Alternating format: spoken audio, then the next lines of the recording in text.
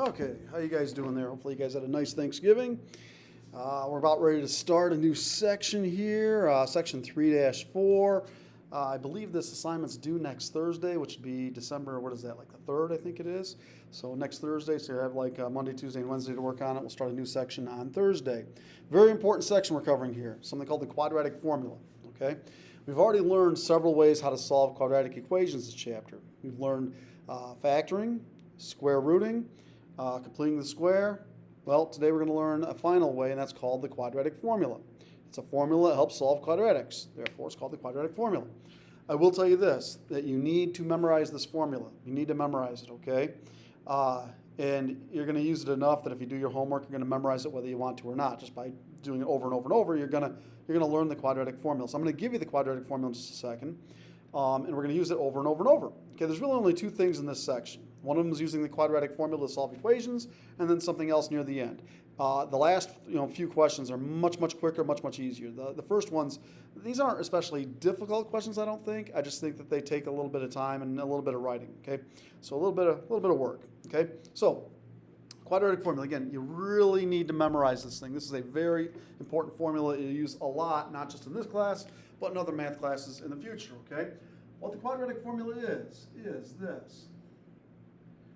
Quadratic formula is negative b plus or minus the square root of b squared minus 4ac, all of that over 2a. The whole thing is over 2a. A lot of times students will just put this over 2a.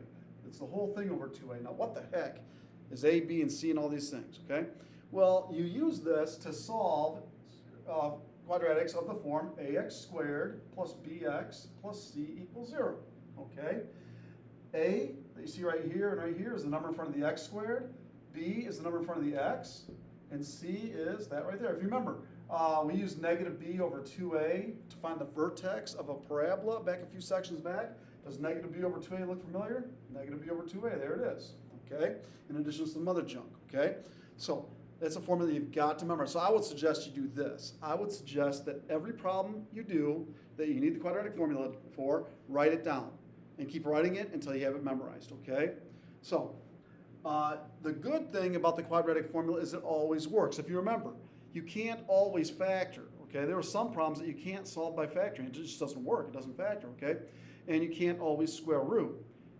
The quadratic formula always works, okay? So that's what's good about this, is it always works. It always works. Every single quadratic that you want to solve for, you can use the quadratic formula. It always works, okay? That's the good news. The bad news is that it takes a while. It takes a little bit of work, okay? So, anyhow, let's dive into this and explain it as we work through this, okay? So, exercise number 5, problem number 5. This is on section 3 what is this, 4, I think this is? 3-4, yep. Okay, so we have x squared minus 4x plus 3. X squared minus 4x plus 3 equals 0, okay? Now, here's the deal. It says use the quadratic formula. Now, I would hope that you could look at this and go, well, wait a minute. This one factors actually pretty easily, okay? Because when I look at this, okay, how do you times the 3 but add the 4? There's only one way, 3 and 1. So, I mean, if I wanted to factor it, x squared is x and x. We look at our last term, which is a positive. It's either a plus and a plus or a minus and a minus. Got to get some negatives somewhere. Times the 3, add the 4 is 3 and 1. What makes 0? 3. What makes 0? 1. So the answers are 3 and 1. Okay? Now, it says to use the quadratic formula, and we didn't use the quadratic formula, okay? We're going to use the quadratic formula, okay? Because that's what this section's all about, okay? So, and you need to know every method, okay? Because I'm going to tell you right now, on your next test, there's going to be specific questions that say solve this by factoring, solve this by completing the square, solve this one by using the quadratic formula.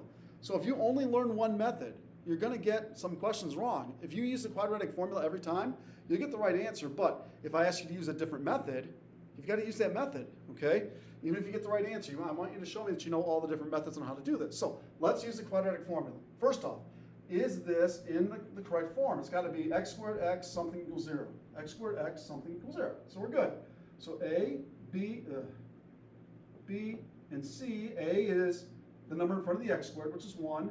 B is negative 4, watch the negatives, and C is 3. So, it says negative b. I'd rather say the opposite of b. The opposite of b would be positive 4 plus or minus the square root of b squared, negative 4 squared. Negative 4 times itself is positive 16 minus 4 That's part of the formula. Students ask, where does that negative 4 come from? That's part of the formula. A times C, 1 times 3, which is 3. I just times 1 and 3, okay? Over 2A, so over 2 times 1, which is 2. And then we do inside the radical next, okay? We use timesing before we subtract. You guys know that from order of operations, you always multiply before you subtract. So, 4 plus or minus 16, 4 times 3 is negative 12 over 2. 16 minus 12 is 4, so 4 plus or minus the square root of 4 over 2. Square root of 4 is 2, so 4 plus or minus 2. Square root of 4 is just 2. And then do what it says. 4 plus 2 is 6 over 2. And 4 minus 2 is 2 over 2. 6 over 2 is 3. 2 over 2 is 1. 3 and 1, just like we said. That's not a coincidence, okay? Again, if you're sitting here going, well, why'd you do all that work? I mean, we knew the answer was 3 and 1. It took 2 steps. We factored, okay? You can't always factor. That one did factor, okay? But they don't always factor. So you've got to know the quadratic formula, okay? And on your next test, there will be questions that will say solve using the quadratic formula. So you've got to use the quadratic formula in order to solve it, okay? Number 7, okay, I'm going to tell you right now, number 7 does not factor. And I only know that because I'm looking at the answer right now, and I can tell when the answers come out really ugly, that 3 and 1, those are nice answers. It factors, okay? But when I look at number 7, I already know what the answers are just because I'm looking at them right here. This will not factor, okay? It says x squared plus 6x plus 15. Well, I'll tell you what. Here's another reason why it doesn't factor. How do you times to 15 but add to 6? There's only 2 ways to times to 15. 3 and 5 and 1 and 15. Do 3 and 5 add up to 6? No. Do 1 and 15 add up to 6? No. So, does this have solutions? Yeah, but they're not going to be nice. They're going to be ugly answers because this doesn't factor. It does not factor. Are we all set to use the quadratic formula?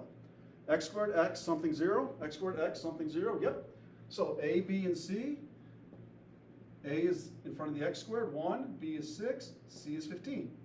So the opposite of B, the opposite of 6 is negative 6, plus or minus the square root of B squared, 6 squared is 36, minus 4.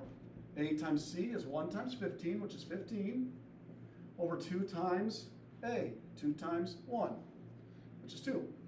We do 4 times 15, negative 6 plus or minus 36. 4 times 15 is 60 over 2. 36 minus 60 is negative 24 over 2. Now we have a negative inside of a radical. We learned a few sections back that negatives inside of radicals are imaginary. Okay? So here's what we can do. Radical negative 24. I could break that up into radical negative 1 times radical 24 and 24. Be careful, some students think the square root of 24 is 12. No. 12 times 12 is not 24, okay? The square root of 24, I don't know what it is, but there is a square. Remember that list of squares that I gave you? Remember these numbers? 1, 4, 9, 16, 25, 36, and so forth? 1 squared, 2 squared, 3 squared, 4 squared, 5. If you've watched my videos, you've seen that list before, okay? So, 24 is not on the list, but 4 goes into 24. So radical negative 1 times radical 4 times radical 6. 4 times 6 is 24. 24 times negative 1 is negative 24. Radical negative 1 is I. Radical 4 is 2. Then we have radical 6. We have I times 2, radical 6. We don't say I2 though, we say 2I.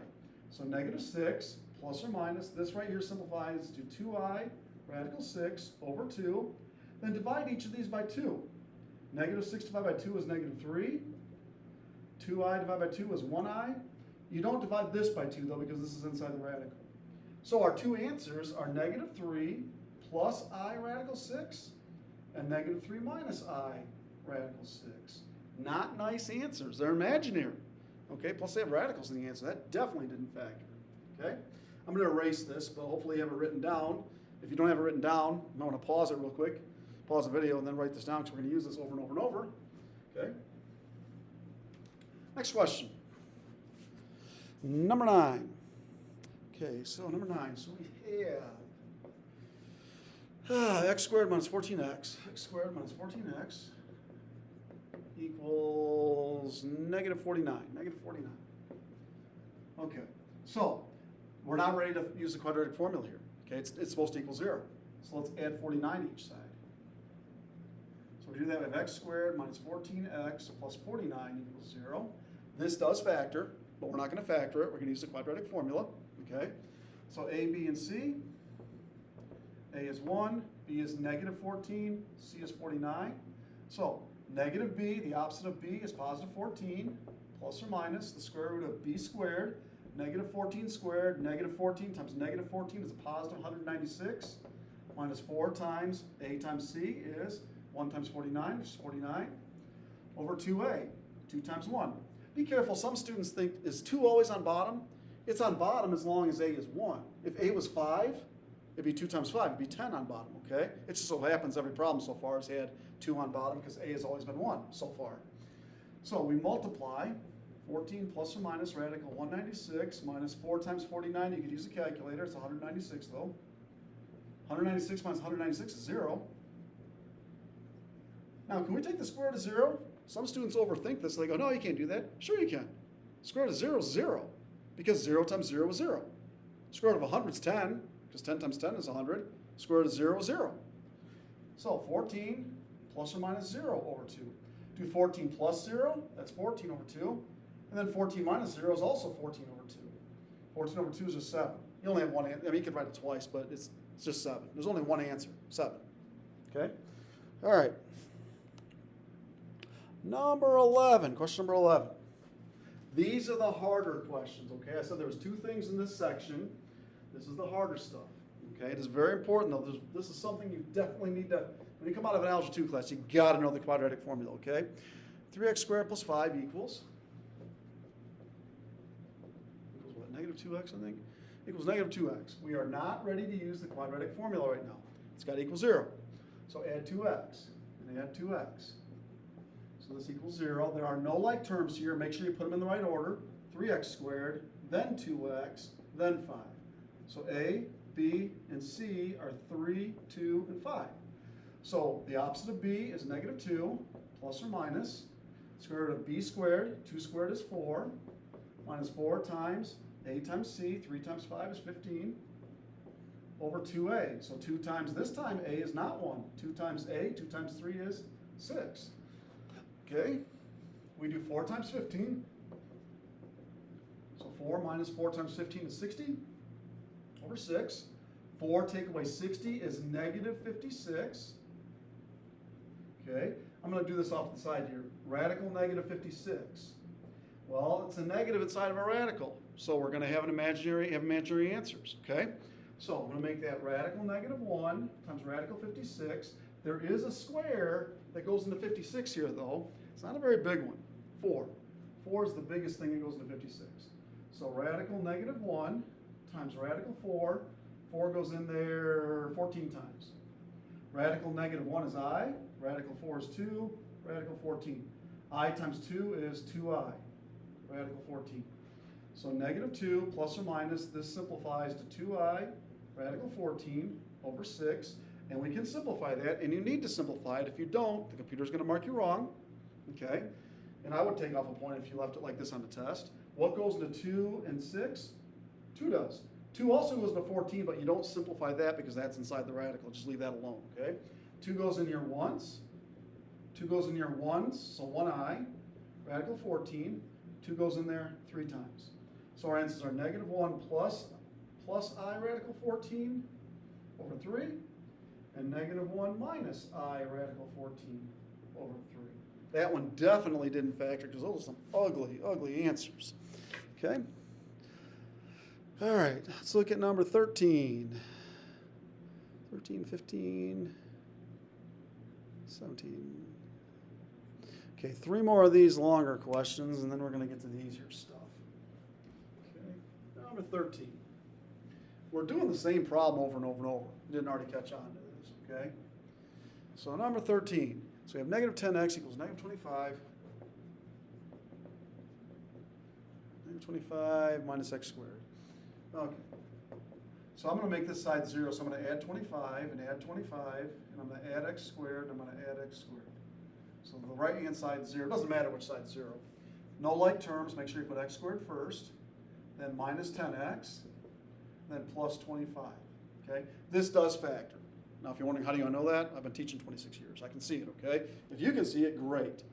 But you still need to work on the quadratic formula, so let's use the quadratic formula. A, B, and C are 1, negative 10, and positive 25. The opposite of B is 10, plus or minus.